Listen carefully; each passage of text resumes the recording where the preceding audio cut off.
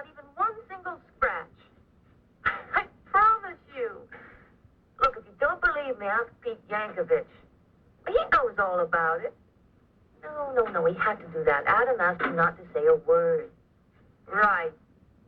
All right, Abby. Yeah, what? Oh, okay, Abby. What? Right, Abby. Happy New Year to you. Yeah, bye. Would you like something? Cup of coffee, drink anything? Oh, I think I'd love a drink.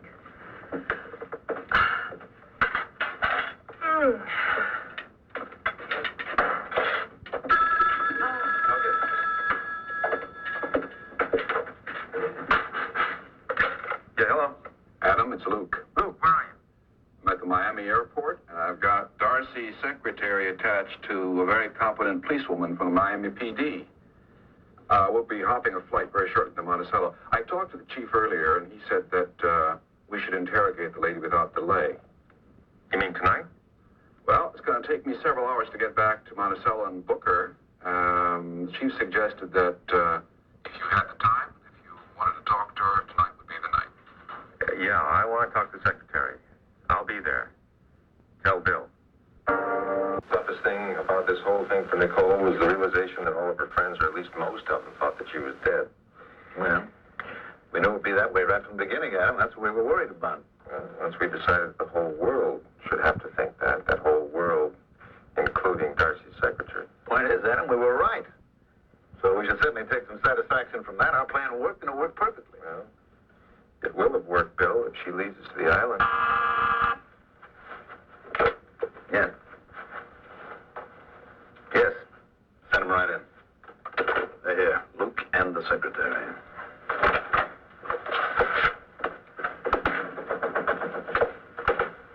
Chief Marceau, this is Laureen Brownell. Miss. Come in, Miss Brownell. Come in. Sit down. Miss Brownell, this gentleman here is Mr. Adam Drake. Did you say Drake? Yes. Does that name mean anything to you? Luke, I trust that you informed this lady of her rights. Yes, Chief, it is the first thing I did. Very well, then it's up to you now, Miss Brownell. You can talk, or you can remain silent if you choose. I think it's obvious which decision will profit you the most in the long run. Is your wife... I mean, nobody's told me anything. She's alive and well, and in her own bed at the moment, thank you. Then you can't blame me for anything. I haven't done anything. That's right. We can't charge you with homicide.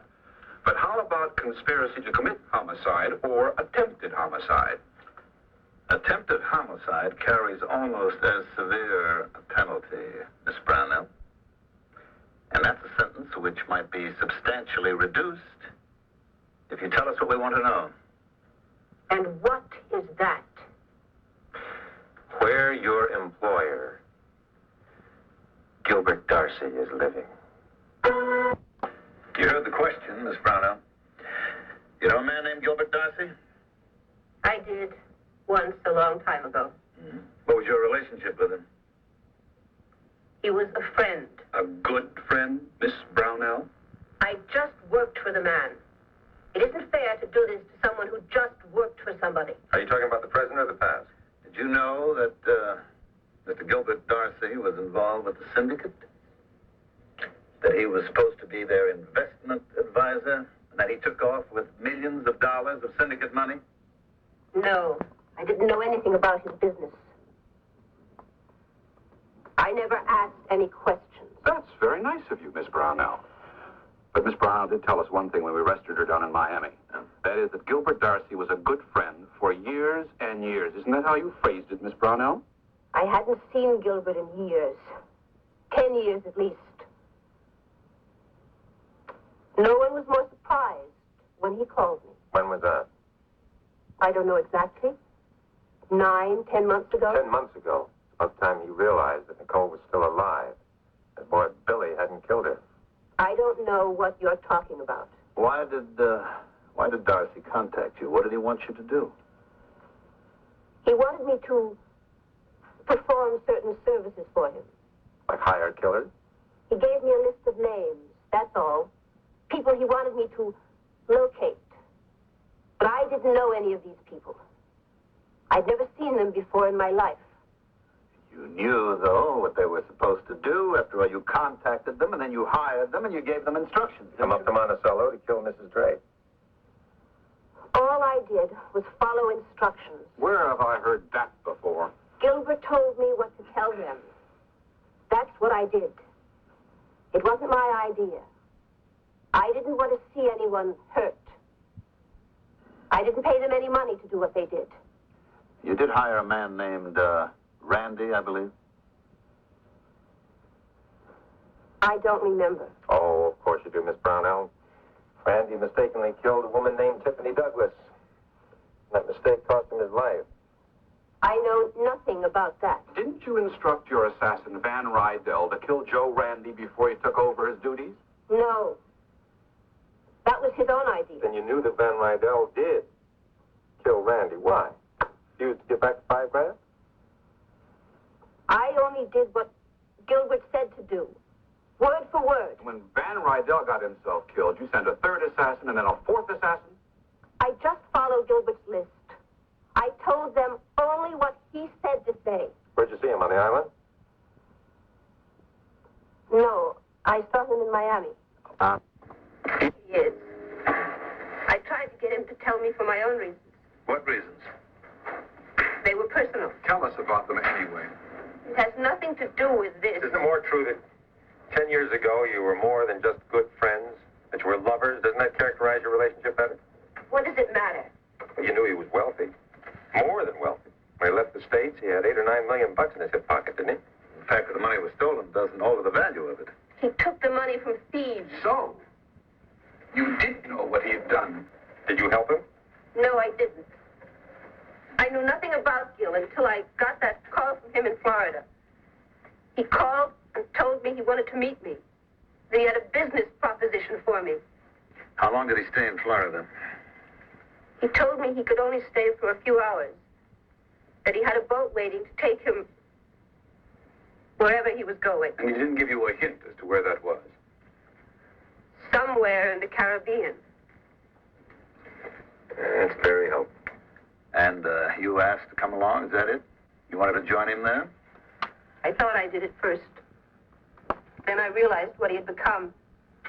And I didn't want anything to do with him. What had he become, exactly? Why, he's mad now. Completely crazy. He has only one thought in his head. The only thing he cares about. Killing that woman. That's all he talked about. And he couldn't get another night's sleep unless that woman was dead. I don't know where he is. I swear I don't. I swear it.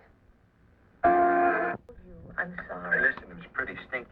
You know what was around here? It was like a funeral parlor. Oh, it really was, Nicole. Everyone was moping around. You should have seen the tears. At least you would have been flattered. Flattered, Molly, I was miserable. Locked away in that bedroom, just thinking about the terrible thing we were doing to all of our friends. Speaking of bedrooms, would you mind telling me how much sleep you got last night? Oh, well, I didn't. The third night in a row. Do you think maybe you won't fall asleep before the dinner crowd comes and leaves today? I promise. Yeah. Come on, Molly. You are brilliant. Now, gin. You don't want flies. Now, I'm going to get something in my stomach. Excuse me? Well, anyway, we're glad to have you back among the living. Please keep it that way. Molly, I'll do the best I can, I promise. And no more practical jokes, remember? Well, I'm sorry, but we really had to do it. And I think maybe Adam was right. It paid off. Or at least, we're hoping it paid off. So, you did get this guy's secretary, right? Does that mean that she's going to talk and say where he is? So far, she hasn't. She claims she doesn't know. They had to put that one away in the clink. She's probably as big a crook as the guy himself. That may very well be. Well, yourself, Dr. Chris Neely, I presume. Hello. Hello. So, it's true, eh? You're still alive. Oh, thank you very much, Dr. Neely, for noticing. I thought I'd lost you. My very first patient. There she goes. Yeah, you took care of it last time when Nicole, By the way, you never sent me a bill either. Well, it's a bad habit I got into from working at the Hardy Clinic so long. You see, I also heard it was good luck not to bill your first patient. Uh-huh. Well, as long as you get a lot of bread from the next one. Exactly. As long as there is a next one. Well, Dr. Neely, don't tell me you don't have any patients yet. Well, I've had people in for consultation, but nobody's signed up for the long-term therapy yet. It seems they take one look at me and figure out there's no way I can help them with their emotional problems, which is their greatest mistake. The wrong. Terry 3 times, and she never changed a word of her story. Not one word. Still insists that this guy Revenant, or as she calls him, Gilbert Darcy, made one trip to Miami to see her for the express purpose of hiring her. And that was it. Now, we did come up with one other piece of news. We found out that Miss Brownell has a bank account in Miami with close to $150,000 on deposit. $150,000, Right. Darcy knows cheapskate, is he? I'll say that. He was prepared to spend whatever it would cost to make sure that Nicole didn't talk. Who signed the bank forms? She did, Miss Brownell. Obviously, he must have given her the money in cash. She tell you where the account was? Sure. Told us everything we wanted to know. Hmm. Except she doesn't know where the location of the island is. That's right. I'll tell you something else she offered to do, Adam. She offered to take a lie detector test. You're kidding. I'm serious. She offered to submit to a polygraph test to prove that she was telling us the truth. That she doesn't know where this guy Darcy is. Boy, I don't like some of that. Well, neither do I. I don't like the whole impression I'm getting from this thing, because I'll tell you something, Adam. Either this woman is an unusually gifted liar, or she is telling us the absolute truth. Chief, here's something very important that directly affects Adam and perhaps Nicole. It's just arrived in the mailroom. Special delivery airmail, postmark Miami, Florida. It's a cassette, exactly like those sent by Darcy's secretary, to Van Rydell and the other assassins. Who was it addressed to? Monticello Police Department, to be forwarded to Adam Drake.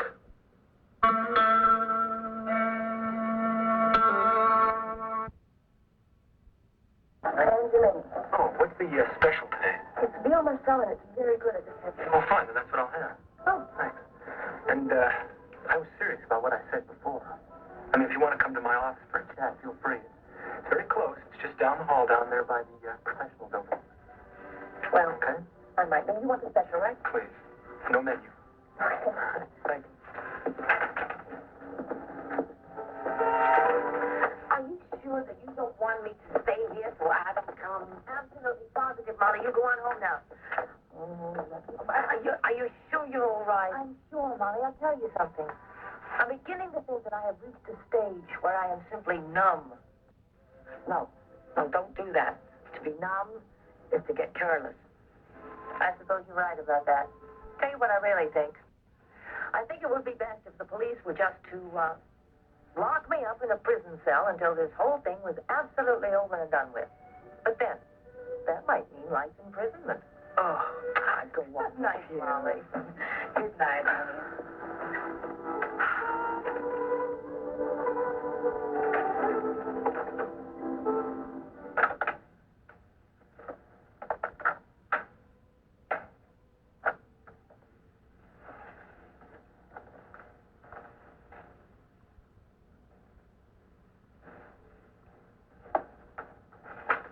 Nothing on it. Give it a chance. This is a message for Mr. Adam Drake. I trust that the parties who receive this tape will relay it to him. Who the hell is that? Mr. Drake, my name is Claude Revenant.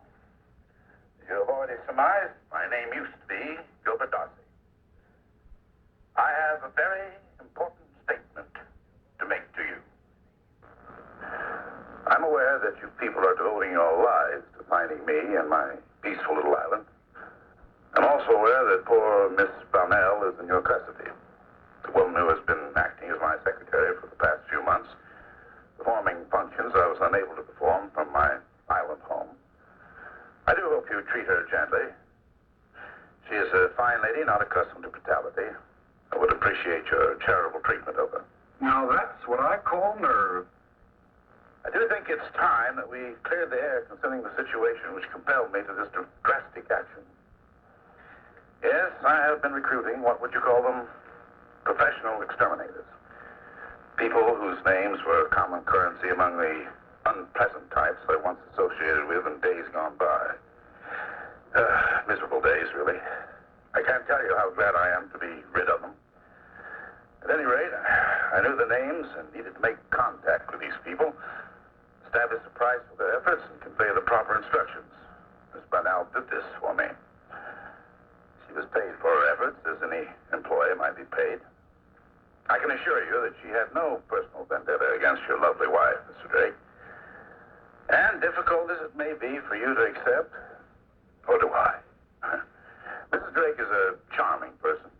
It was only an unhappy accident of fate that brought her to my temporary shelter. It was unfortunate that I allowed myself the luxury of telling her where I was going after leaving Limbo Island. It was tragic that she refused to go with me when Limbo was invaded by my enemies, and therefore made it necessary for me to order her death. Because, you see, without complete secrecy, there would never be security for me. My enemies would never have given up their search. The whole purpose of my retirement paradise, the very soul of the enterprise, would have been sacrificed. And so, I did the only possible thing. I determined to eliminate your wife's memory by eliminating her. I can't tell you how unhappy I was to reach such a decision. You realize what this is? It's a complete confession. For all the good it does us. Let's switch him on again. Therefore, it is with much pleasure and relief that I can tell you that Mrs. Drake has nothing more to fear from me.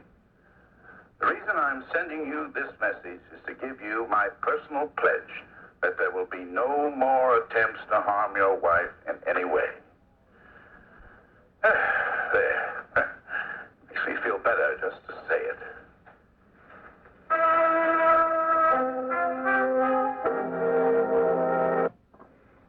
How do you like that?